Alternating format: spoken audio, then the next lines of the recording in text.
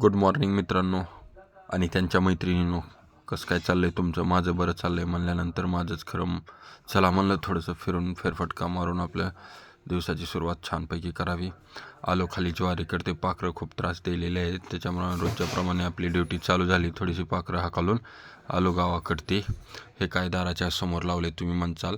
आज आहे आषाढी पौर्णिमा. आणखीन तरी गावगाड्यामध्ये ग्रामीण भागामध्ये आपले परंपरा संस्कृती आपल्या गाव जपली जाते. गावगाड्यात गाडीला चावी लावली आणि चला मग म्हणलं आज पौर्णिमा असल्यामुळं आपल्याला आई तुळजाभवानीचं दर्शन घ्यायचं आहे.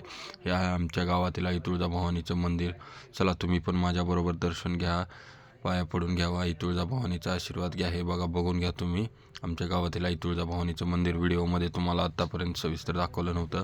हे आहे आमच्या शेतातील लक्ष्मी आईचं मंदिर. पूजा वगैरे केली नारळ फोडून.